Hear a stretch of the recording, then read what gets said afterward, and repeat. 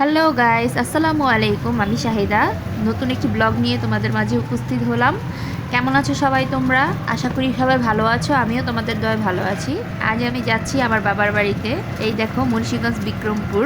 আমার গ্রামের দৃশ্যগুলো দেখতে এত ভালো লাগে বন্ধুরা। তোমাদের কেমন লাগে কমেন্টে অবশ্যই জানাবে। শহরের কোলাহল থেকে গ্রামে আসলে মনটা পুরো ভরে যায়। শহরে আমার একদমই ভালো লাগে না, তো গ্রামে আসলে আমার খুবই ভালো লাগে। তো অবশ্যই আশা করি তোমাদের আজকের ব্লগটি খুবই ভালো লাগবে। ভিডিওটি শেষ পর্যন্ত অবশ্যই দেখবে বন্ধুরা। তো আমি এসে খুব লম্বা একটা ঘুম দিয়েছিলাম। আমার জার্নি করে আসলে শরীর ভালো লাগে না, ঘুম না দিলে আমার খুব খারাপ লাগে। তারপরে উঠে আমি একটু আমাদের বাড়িটা পুরো চারপাশটা ঘুরে ঘুরে দেখছিলাম। এখানে দেখলাম আমার মা বটবটি গাছ লাগিয়েছে, আবার এখানে লেবু গাছ লাগিয়েছে। আমার মা আগে অনেক গাছপালা লাগাইতো। তো সে সিম গাছ, লাউ গাছ, তারপর হচ্ছে পুঁই শাক গাছ, বিভিন্ন ধরনের বেগুন গাছ, তারপর হচ্ছে টমেটো গাছ, সব ধরনের গাছ লাগাইতো। তো 2 বছর ধরে আমার মা খুবই অসুস্থ, স্ট্রোক করছে, সে কারণে আর কোনো গাছপালা লাগাতে পারছে না। তো বন্ধুরা, এই হচ্ছে আমাদের পুরো বাড়িটা। আর এই যে এটা হচ্ছে আমাদের গরু ঘরের জন্য তৈরি করা হয়েছিল, আমার বড় চাচা তৈরি করছে। আর এটা হচ্ছে পাকের ঘর, এখানে হচ্ছে চুলা আছে। তো এখানে রান্না করে না, যদি আমি যাই বা বেশি মেহমান যায় তখন রান্না বাড়া করে। এই পুরো বাড়িটাতে পুরো ফাঁকা, আমার মা বাবা শুধু একাই থাকে, আমার কোনো ভাই বোন নাই, আমি একা। তো আমি আসি বাবা মাকে দেখতে, আর আসে আমার খালাতো বোনরা, খালাতো ভাইরা, এছাড়া আর কেউই নাই। তো আমার জন্য আমার বাবা মা অপেক্ষা করে থাকে আমি কবে যাব, আমার ছেলে কবে যাবে, তারপর তার বাড়িটা পুরো পরিপূর্ণ হবে। তো এই যে হচ্ছে আমাদের বাড়ির পিছন সাইডটা।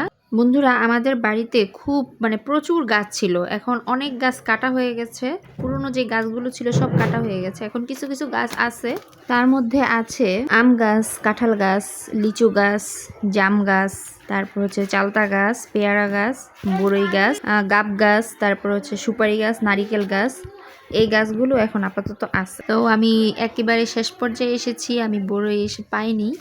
তো দেখি তো একটু, হ্যাঁ, একটা বড়ই আমি তোমাদেরকে দেখাতে পারবো। এই যে আমি পেয়েছি মাত্র, মনে হয় 2-1টা গাছে আছে, ওইটাই পড়ে আছে। এই যে একটা। আমি কখনোই ঠিক সময়ে আসতে পারি না বন্ধুরা, কোনো দিনই আসতে পারি না। আমের দিনেও আসতে পারি না, জামের দিনেও আসতে পারি না। তো দেখো, বড়ই গাছে সব বড়ই শেষ, তোমাদেরকে একটু দেখাতে পারবো বলে হয়তো এই 2টা হাতে পেলাম। এই তো দেখো, আমাদের বাড়ির পাশে যে জমিটা, এই জমিটা আমাদের না, এটা আরেকজনের। আর পুকুরের পাশে যে জমিটা দেখা যাচ্ছে সেটা হচ্ছে আমাদের। আর ওই যে ঘরের মতো দেখা যাচ্ছে ওটা হচ্ছে মাদ্রাসা। তো এই তো আমাদের বাড়ি, এই নিচ থেকে দেখো। আর এই যে দেখো, এখানে একটা নারকেল গাছ দেখা যাচ্ছে, নারকেল গাছে নারকেল হয়ে আছে, কিন্তু পাড়ার মানুষ নাই। তো আমাদের বাড়ির ভিউটা তোমাদের কাছে কেমন লাগছে বন্ধুরা, অবশ্যই তোমরা কমেন্টে জানাবে, এবং আমার চ্যানেলটিকে বেশি বেশি করে সাবস্ক্রাইব এবং শেয়ার করে দেবে বন্ধুরা। তো আমাদের এই যেই পুরো বাড়িটা দেখছো, এই পুরো বাড়িটা হচ্ছে আমার বাবারা 3 ভাই, তাদের 3 জনের, এবং আমার 5 ফুপু আছে তাদের। তো ফুপুদের তো বিয়ে হয়ে গেছে, আর বড় চাচা থাকে উত্তরা, ছোট চাচা থাকে নারায়ণগঞ্জ, তাই ওনাদের এখানে আসা হয় না। তো আমার বাবা মা এখানে একাই থাকে। এই দেখো বন্ধুরা, বিক্রমপুরের একটি ঘর। যাদের মনে করো ভরার জায়গা আছে, তারাও এরকম করে পাটাতনের ঘর তুলবেই তুলবে, এটা হচ্ছে বিক্রমপুরের একটা ঐতিহ্য। তো আমাদের আগে ছিল এরকম ঘর, তো আমার বাপ চাচারা এখন ওই ঘর ভেঙে তারা আবার নতুন করে বিল্ডিং তুলছে। এটা হচ্ছে আমার বড় চাচার ঘর। তো ওনার ছেলেরা হচ্ছে অস্ট্রেলিয়াতে থাকে, 2 ছেলে অস্ট্রেলিয়া থাকে আর 2 ছেলে বাংলাদেশি ব্যবসা করে। আর তারা হচ্ছে বউ নিয়ে অস্ট্রেলিয়া থাকে, তারা কখনোই দেশে আসবে না, বাচ্চা কাচ্চা নিয়ে থাকে। তো আর ছোটো চাচার ছেলে হচ্ছে দুবাই থাকে, এক ছেলে, আরেক ছেলে মাদ্রাসায় পড়াশোনা করে, আর এক মেয়ে, উনি ও হচ্ছে হাজব্যান্ডের সাথে দুবাই থাকে। তো এই বাড়ি পুরেই ফাঁকা, আমার বাবা মাই দেখাশোনা করে, এবং আমার বাবার তো আর ছেলে নেই, আমার ভাই থাকলেও হয়তো বিদেশ থাকতো। তো এই হচ্ছে আমাদের বাড়ি। আমার মা প্রচুর গাছপালা লাগাইছে এখানে, সেগুন গাছ, তারপর হচ্ছে মেহগুনি গাছ, তারপর আর বিভিন্ন ধরনের গাছ। এই যেখানে যে কলটি দেখতে পাচ্ছ, এটা হচ্ছে আর্সেনিক মুক্ত কল, ডিপ কল। কিছুদিন আগে 1 লক্ষ টাকা খরচ করে এই কলটি আমার বাবা মা উঠাইছে। এই যে দেখো, এটা হচ্ছে বাড়ির পিছন সাইড, এই হচ্ছে গাব গাছ, আর পাশে হচ্ছে সুপারি গাছ, আর এটা হচ্ছে চালতা গাছ। তো এটার পিছনে যে পুষ্কুনি দেখতে পাচ্ছ, পুকুর, আমাদের এখানে পুষ্কুনি বলে আমাদের গ্রাম্য ভাষায়, ওখানেও কিছু অংশ জায়গা আমাদের আছে। আবার আরেকটা পুকুর আছে, ওটা হচ্ছে আরেক পাশে, যে দেখাচ্ছি তোমাদেরকে, এই পুকুরেও আমাদের অংশ আছে।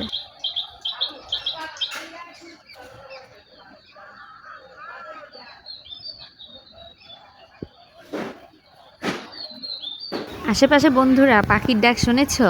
আমি কিন্তু পাখির ডাক শুনে অফ হয়ে গিয়েছিলাম। খুব ভাল লাগে আমার যখন এই পাখির ডাকগুলো আমার কানে আসে। তো এই যে দেখো পুকুরটা, এই পুকুরের আশেপাশে যে গাছপালাগুলো দেখতে পাচ্ছ, এই গাছপালাগুলো আমার আম্মু লাগিয়েছে। এই যে আমাদের পুকুরটা, এই পুকুরের পানিটা কেউ ব্যবহার করে না, মানুষজন নেই, এজন্য ব্যবহার করা হয় না। আর দেখো কচুরিতে পুরো ভরে আছে। আর ওই যে আমাদের একটা মসজিদ দেখা যাচ্ছে, ওই মসজিদে সবাই নামাজ পড়ে। তো এই হচ্ছে আমাদের পুরো বাড়ির ভিউটা। তো তোমাদের কাছে কেমন লাগলো অবশ্যই তোমরা জানাবে। আর এই হচ্ছে আমার বড় চাচার ঘর।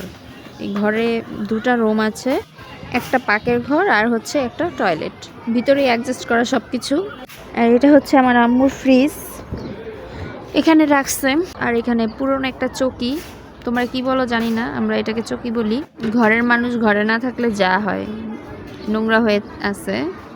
আমার আম্মুর তো পরিষ্কার করা সম্ভব না, তো এই জন্য এভাবেই পড়ে আছে। এদিকে আমার খালাতো ভাই, ওরা আমার সাথে দেখা করতে আসছিল, এখন আবার চলে যাচ্ছে। তো ওদেরকে এখন আমরা বিদায় দিতে যাচ্ছি। তো আমি আসলেই ওরা চলে আসে আমাকে দেখার জন্য, আমাকে খুব ভালোবাসে। এটা হচ্ছে আমাদের বাড়ির পাশে, এটা হচ্ছে আরেকজনের বাড়ি, ওনারাও আমাদের আত্মীয় হয়, আমার দাদির মামাতো ভাই হয়। ওনাদের বাড়িটাও অনেক বড়, গাছপালা দিয়ে পুরো বাড়িটাই ঘেরাও দেওয়া। এই দেখুন সব ধরনের গাছই আছে। আর এই যে এখানটাতে ওনাদের একটি ঘর ছিল, এই ঘরটি ওনারা বিক্রি করে ফেলছে, ঢাকা চলে যাবে ওনারা। ওইখানে দেখুন আরেকটি ঐতিহ্যবাহী ঘর দেখা যাচ্ছে বিক্রমপুরের। আর এখানে আমার খালাতো ভাই আর খালা তার নাতিন চলে যাচ্ছে, আমার মা এগিয়ে দিচ্ছে। এদিকে বন্ধুরা দেখো আমার আব্বু বাজার করে নিয়ে আসছে। আর এখানে নিয়ে আসছে হচ্ছে সুরমা মাছ, তারপর হচ্ছে রিডা মাছ, আর হচ্ছে এটা হচ্ছে বাটা মাছ। তো নদীর বাটা, এই মাছগুলো খেতে আমার কাছে খুব ভালো লাগে, এই জন্য আমার আব্বু নিয়ে আসছে। আমি এখন এই মাছগুলো কাটবো বন্ধুরা, তোমরা দেখো। আসলে আমি সেরকমভাবে মাছ কাটতে পারি না, তো একটু একটু করে শিখছি। আগে আমার শাশুড়ি মা আর হচ্ছে আমার যা মাছ কাটতো, তো এখন আমি নিজে নিজে একটু একটু করে শিখতেছি। তো দেখো যদি আমার মাছ কাটা ভালো না হয় একটু কমেন্ট বক্সে জানিয়ে দিও, আর ভালো হলেও জানিও।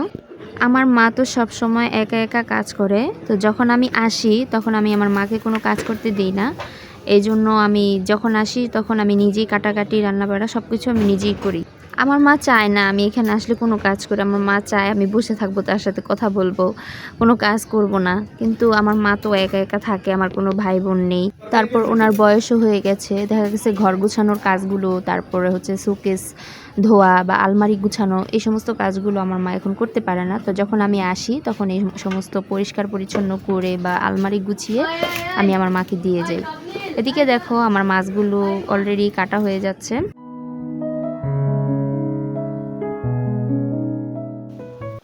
আমি এদিকে মাছ কাটতে কাটতে আমার মা ওদিকে রান্না বসিয়ে দিয়েছে। আজকে আমার ছেলের জন্য আমার মা রান্না করবে ফ্রাইড রাইস এবং হচ্ছে চিকেন। এই দেখো বন্ধুরা আমরা মাছগুলো কেটে ফেললাম, কেটে ধুয়ে নিয়ে আসলাম। দেখো তো কিরকম হয়েছে মাছগুলো কাটা। বন্ধুরা তোমাদের জন্য কষ্ট করে ভিডিওগুলো বানাই, তোমরা চ্যানেলটাকে অবশ্যই সাবস্ক্রাইব করে পাশে থেকো, এবং আমার ভিডিওটি যদি ভালো লেগে থাকে অবশ্যই লাইক এবং শেয়ার করে দিও। এই দেখো বন্ধুরা আমার মা এখানে আমার ছেলের জন্য ফ্রাইড রাইস, রোস্ট এবং হচ্ছে ডিম, সালাদ এগুলো তৈরি করে নিয়ে আসছে। মা তুমি বলো, কি রান্না করছো তুমি? আমার নাতির জন্য পোলাও করছি, রোস্ট করছি, সালাদ করছি। নাতি খাইব, আমি দেখব, এই আমার পরাণ বোঝা যাবো গা। আমার অনেক প্রিয় নাতি, আমার জানের টুকরা। নাতির জন্য যা যে সবজিটা চায় আমার নাতির জন্য সেইটাই আমি তৈরি করি। আচ্ছা ঠিক আছে, এখন আমার ছেলে এগুলো খাবে। বন্ধুরা তোমরা দেখো।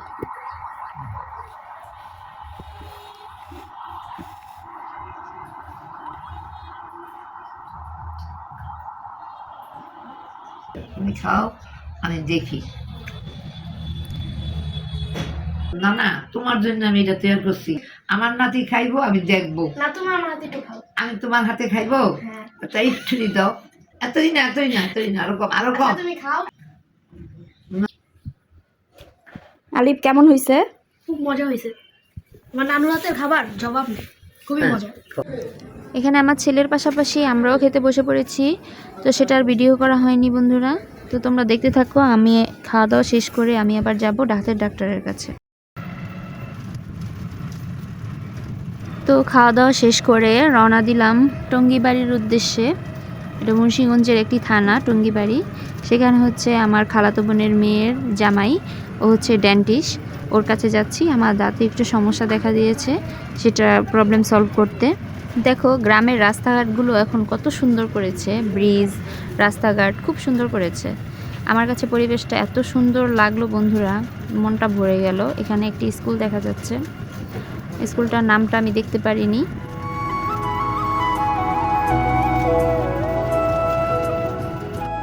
বন্ধুরা টঙ্গিবাড়ি থেকে আসতে আসতে আমার সন্ধ্যা হয়ে গিয়েছে।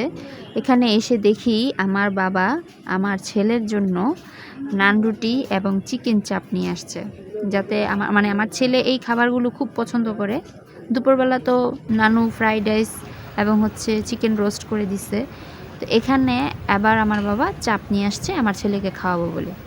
এখন দেখো আমার ছেলে খাবে এবং আমার বাবাও খাবে, মানে আমার দুই বাবা একসাথে বসে এখন নাস্তা করছে। তো আমার বাবা তো চিকেন চাপ এগুলো খায় না, সে খাচ্ছে আঙ্গুর ফল আর হচ্ছে আনারস, আর আমার ছেলে খাচ্ছে চিকেন চাপ আর হচ্ছে নান রুটি। তো বন্ধুরা আমার ভিডিওটি যদি তোমাদের ভালো লেগে থাকে তাহলে অবশ্যই চ্যানেলটিকে সাবস্ক্রাইব করে দিবে এবং হচ্ছে লাইক, শেয়ার এবং কমেন্ট করে দিবে।